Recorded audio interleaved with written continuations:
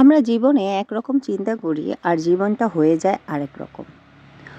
জীবনে চেয়েছিলাম শিক্ষক হব, কোনো স্কুল বা কলেজের, কিন্তু ভাগ্য আমাকে কোথায় নিয়ে এসেছে কখনো কল্পনা করতে পারিনি যে আমি এখানে এসে দাঁড়াবো। হ্যালো, আসসালামু আলাইকুম এভরিওয়ান। সবাই কেমন আছেন? আসলে গত কিছুদিন আগে আমি আমার বাড়ির কিছু কাঠ গাছ কাটিয়েছিলাম। আমার এই প্রথম অভিজ্ঞতা গাছ কাটানোর। তো আমি লোক দিয়ে কাঠ গাছ কাটিয়েছি। তো চিন্তা করলাম গাছগুলো কাঠ দিয়ে আমি লাকড়ি করি। এগুলা না বিক্রি করে আমি লাকড়ি করি, আর লাকড়ি করে রেখে দিলে মাটির চুলায় সুযোগ সুযোগ বুঝে রান্না করতে পারবো বা সময় অসময়ে লাগবে। তো যাই হোক, তাও সেই প্রেক্ষিতে আমি লোক নিয়েছি। যেহেতু আমার কোনো লোক নাই আর আমার শ্বশুর অসুস্থ, বাচ্চা ছোট, তাই আমি একজন লোক নিয়েছি মাচা করার জন্য। সে আমাকে মাচা করে দিয়েছে, তারপর লাকড়ি করে দিয়েছে। গাছগুলা সব ছোট, ছোট, ছোট করে লাকড়ি করে দিয়েছে। তো তাকে বললাম, আপনারা লাকড়ি করে রেখে দেন, আমরা গুছায় রাখতে পারবো। তো এইখানে আমার ছেলে আমাকে সাহায্য করতেছে। সে তার দাদা ছোটোগুলো আলাদা, বড়গুলো আলাদা করে রেখেছে। তো সে এনে এনে দিচ্ছে, আর আমি আস্তে আস্তে লাকড়িগুলো গুছিয়ে রাখতেছি। তো এই হচ্ছে অবস্থা। আসলে আমার প্রথম অভিজ্ঞতা লাকড়ি করার। আমি কখনো এইভাবে লাকড়ি করি নাই, বা আমার বিয়ের আজকে ৯ বছর ১০ বছর হলো, আমি কখনো এইভাবে লাকড়ি করিনি। বিয়ে করেছি আসলে যেভাবেই হোক বিয়ে হয়েছে। গ্রামে থাকা, শহরে ছিলাম এক জীবন। তো শহর থেকে আমার এই গ্রামে আমার বিয়ের ১০টা বছর পার হয়ে গেল গ্রামের জীবনে।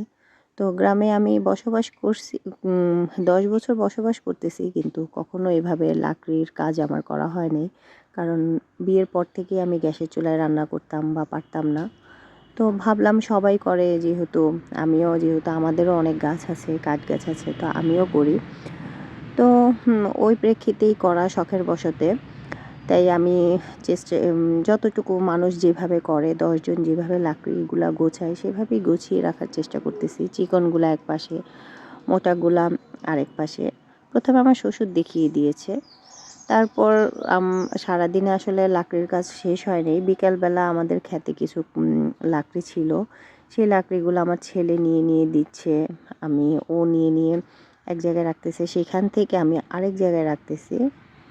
এই হচ্ছে আমাদের অবস্থা। আসলে আপনাকে যে পরিস্থিতি কখন কোথায় নিয়ে যাবে কখনো বলতে পারবেন না।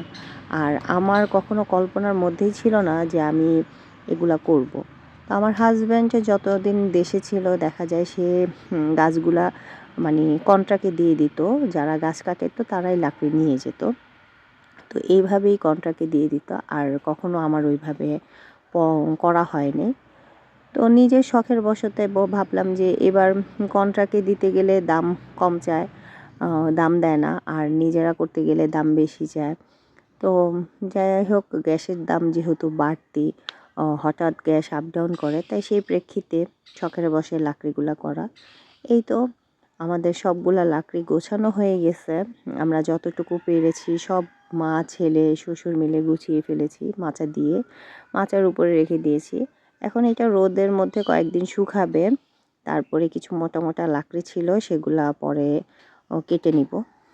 এর মধ্যে আরও অল্প কিছু ডাল রয়ে গিয়েছে। এগুলা পাতলা পাতলা, তো ভাবলাম থাক, এগুলা যেহেতু করা হয়নি, এখন আপাতত এইভাবেই থাক। পরবর্তীতে পাতা ঝরে গেলে আমরা আস্তে আস্তে ভেঙে জায়গায় রেখে দিতে পারবো।